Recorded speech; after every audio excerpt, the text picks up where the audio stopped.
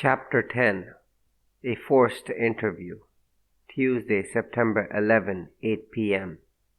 Markham dined at the Stuyvesant Club, as was his custom, and at his invitation Vance and I remained with him. He no doubt figured that our presence at the dinner table would act as a bulwark against the intrusion of casual acquaintances, for he was in no mood for the pleasantries of the curious. Rain had begun to fall late in the afternoon, and when dinner was over it had turned into a steady downpour which threatened to last well into the night. Dinner over, the three of us sought a secluded corner of the lounge room and settled ourselves for a protracted smoke. We had been there less than a quarter of an hour when a slightly rotund man, with a heavy, florid face and thin gray hair, strolled up to us with a stealthy, self-assured gait and wished Markham a jovial good evening. Though I had not met the newcomer, I knew him to be Charles Cleaver. "Got your note at the desk saying you wanted to see me," he spoke with a voice curiously gentle for a man of his size. For all its gentleness, there was in it a timbre of calculation and coldness. Markham rose and, after shaking hands, introduced him to Vance and me, though, it seemed, Vance had known him slightly for some time. He took the chair Markham indicated, and, producing a Corona, he carefully cut the end with a gold clipper attached to his heavy watch chain, rolled the cigar between his lips to dampen it, and lighted it in closely cupped hands. "I'm sorry to intrude, Mr. Cleaver," began Markham, "but, as you probably have read, a young woman by the name of Margaret Odell was murdered last night in her apartment in 71st Street. He paused. He seemed to be considering just how he could best broach a subject so obviously delicate, and perhaps he hoped that Cleaver would volunteer the fact of his acquaintance with the girl. But not a muscle of the man's face moved, and, after a moment, Markham continued. "In making inquiries into the young woman's life, I learned that you, among others, were fairly well acquainted with her." Again he paused. Cleaver lifted his eyebrows almost imperceptibly, but said nothing. "The fact is," went on Markham, a trifle annoyed by the other's deliberately circumspect attitude, "my report states that you were seen with her on many occasions during a period of nearly 2 years. Indeed, the only inference to be drawn from what I learned is that you were more than casually interested in Miss Odell." "Yes?" The query was as non-committal as it was gentle. "Yes," repeated Markham. "And I may add, Mr. Cleaver, that this is not the time for pretenses or suppressions. I am talking to you tonight, in large measure ex officio, because it occurred to me that you could give me some assistance in clearing the matter up. I think it only fair to say that a certain man is now under grave suspicion, and I hope to arrest him soon. But, in any event, we will need help, and that is why I requested this little chat with you at the club." "And how can I assist you?" Cleaver's face remained blank. Only his lips moved as he put the question. "Knowing this young woman as well as you did," explained Markham patiently, "you are no doubt in possession of some information, certain facts and confidences, let us say, which would throw light on her brutal and apparently unexpected murder." Cleaver was silent for some time. His eyes had shifted to the wall before him, but otherwise his features remained set. "I'm afraid I can't accommodate you," he said at length. "Your attitude is not quite what might be expected in one whose conscience is entirely clear," returned Markham, with a show of resentment. The man turned a mildly inquisitive gaze upon the district attorney. "What has my knowing the girl to do with her being murdered? She didn't confide in me who her murderer was to be. She didn't even tell me that she knew anyone who intended to strangle her. If she'd known, she most likely could have avoided being murdered." Vance was sitting close to me, a little removed from the others, and, leaning over, murmured in my ear sotto voce, "Markham's up against another lawyer. Poor dear. A crumpling situation." But however inauspiciously this interlocutory skirmish may have begun, It soon developed into a grim combat which ended in Cleaver's complete surrender. Markham, despite his suavity and graciousness, was an unrelenting and resourceful antagonist, and it was not long before he had forced from Cleaver some highly significant information. In response to the man's ironically evasive rejoinder, he turned quickly and leaned forward. "You're not on the witness stand in your own defense, Mr. Cleaver," he said sharply, "however much you appear to regard yourself as eligible for that position." Cleaver glared back fixedly without replying, and Markham, his eyelids level, studied the man opposite, determined to decipher all he could from the other's phlegmatic countenance. But Cleaver was apparently just as determined that his vis-a-vis should decipher absolutely nothing, and the features that met Markham's scrutiny were as arid as a desert. At length Markham sank back in his chair. "It doesn't matter particularly," he remarked indifferently, "whether you discuss the matter or not here in the club tonight. If you prepare to be brought to my office in the morning by a sheriff with a subpoena, I'll be only too glad to accommodate you." "That's up to you," Cleaver told him hostilely. "And what's printed in the newspapers about it will be up to the reporters," rejoined Markham. "I'll explain the situation to them and give them a verbatim report of the interview." "But I have nothing to tell you." The other's tone was suddenly conciliatory. The idea of publicity was evidently highly distasteful to him.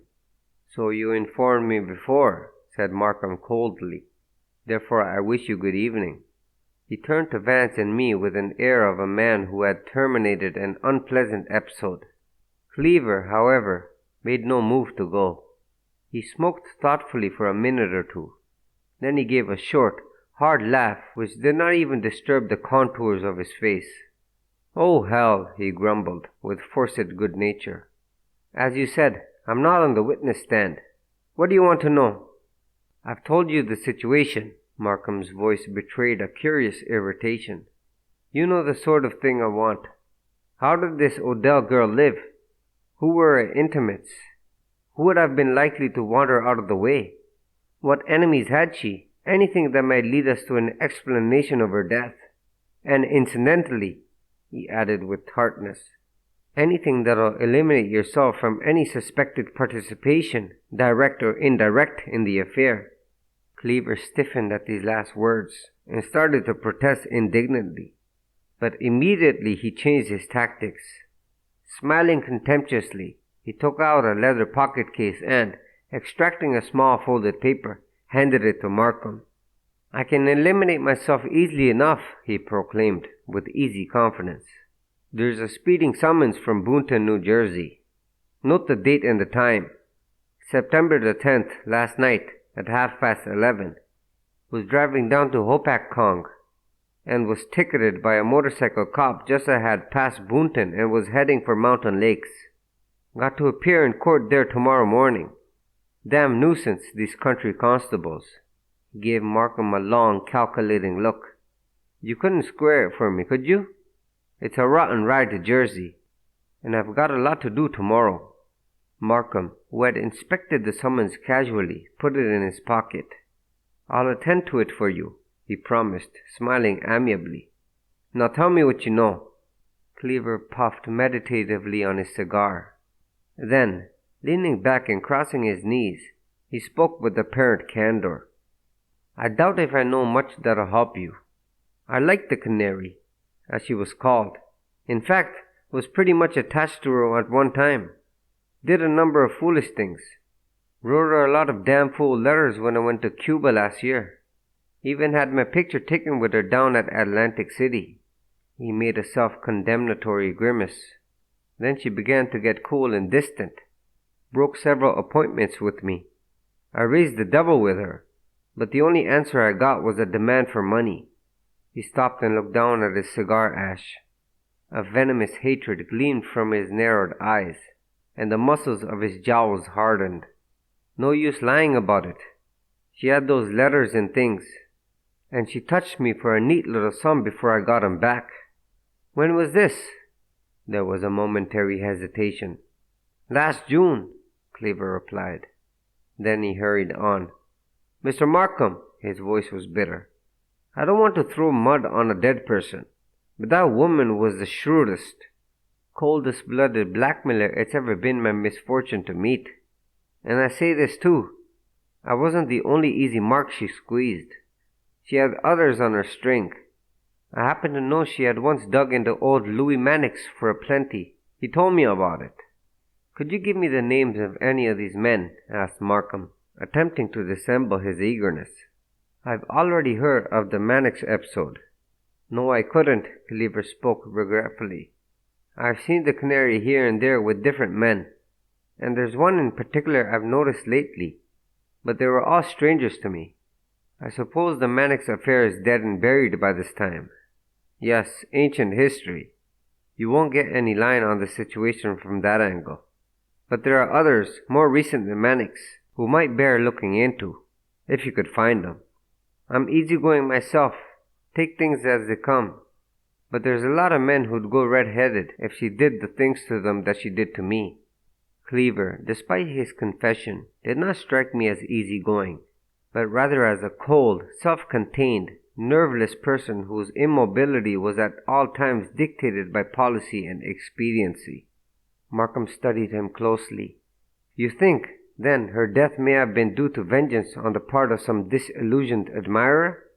Cleaver carefully considered his answer. Seems reasonable, he said finally. She was riding for a fall. There was a short silence. Then Markham asked, Do you happen to know of a young man she was interested in?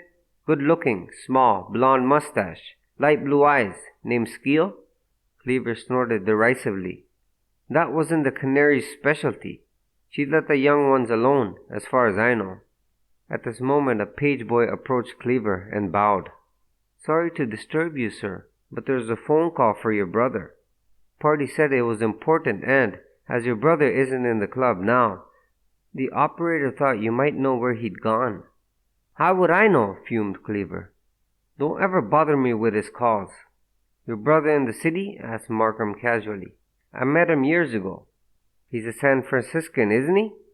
Yes, rabid Californian. He's visiting New York for a couple of weeks, so he'll appreciate Frisco more when he gets back. It seemed to me that this information was given reluctantly, and I got the impression that Cleaver, for some reason, was annoyed. But Markham, apparently, was too absorbed in the problem before him to take notice of the other's disgruntled air, for he reverted at once to the subject of the murder. I happen to know one man who was interested in the Odell woman recently. He may be the same one you've seen her with, tall, about 45, and wears a gray, close-cropped mustache. He was, I knew, describing Spotswood. That's the man, averred Cleaver. Saw them together only last week at Mukin's. Markham was disappointed. Unfortunately, he's checked off the list, but there must be somebody who was in the girl's confidence. You sure you couldn't cudgel your brains to any advantage? Cleaver appeared to think. If it's merely a question of someone who had her confidence, he said, I might suggest Dr. Lindquist. First name's Ambroise, I think, and he lives somewhere in the 40s near Lexington Avenue. But I don't know that he'd be of any value to you. Still, he was pretty close to her at one time. You mean that this Dr. Lindquist might have been interested in her otherwise than professionally? I wouldn't like to say. Cleaver smoked for a while as if inwardly debating the situation. Anyway, here are the facts. Lindquist is one of these exclusive society specialists. In neurologists he calls himself, and I believe he's the head of a private sanitarium of some kind for nervous women.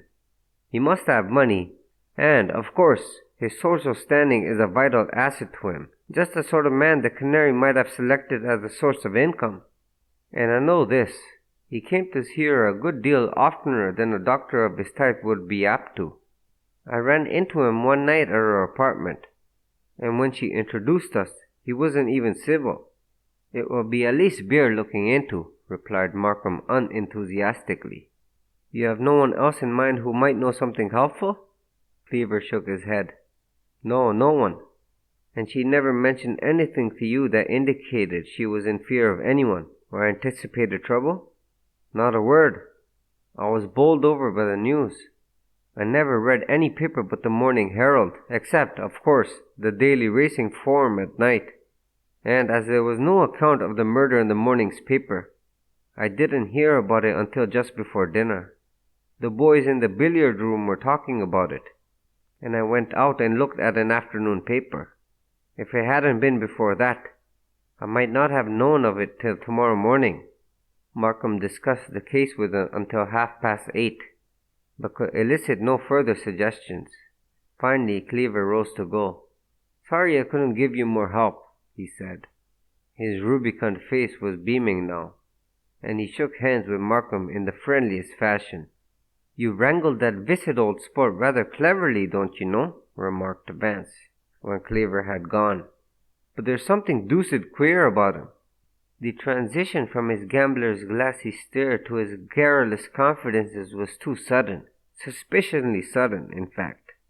I may be evil-minded, but he didn't impress me as a luminous pillar of truth. Maybe it's because I don't like those cold, boiled eyes of his. Somehow they didn't harmonize with his gushing imitation of open-hearted frankness. "We can allow him something for his embarrassing position," suggested Markham charitably. "It isn't exactly pleasant to admit having been taken in and blackmailed by a charmer. Still, if he got his letters back in June, why did he continue paying court to the lady? Heath reported he was active in that sector right up to the end. He may be the complete amorist," smiled Markham. "Some like Abra, what?" "Abra was ready ere I called her name, and, though I called her another, Abra came." "Maybe, yes. He might qualify as a modern Cayley Drumley. At any rate, he gave us, in Dr. Lindquist, a possible source of information." "Quite so," agreed Vance. "And that's about the only point of his whole passionate unfoldment that I particularly put any stock in, because it was the only point he indicated with any decent reticence. My advice is that you interview this Aesculapius of the fair sex without further delay." "I'm dog-tired," objected Markham. "Let it wait till tomorrow." Vance glanced at the great clock over the stone mantel. "It's latish, I'll admit, but why not? As Pittacus advised, seize time by the forelock. Who lets slip fortune, he shall never find. Occasion once passed by is bald behind." But the elder Cato anticipated coldly. In his Discitia de Moribus he wrote, "Front capillata." "Come," pleaded Markham, rising. "Anything to damn this flow of erudition."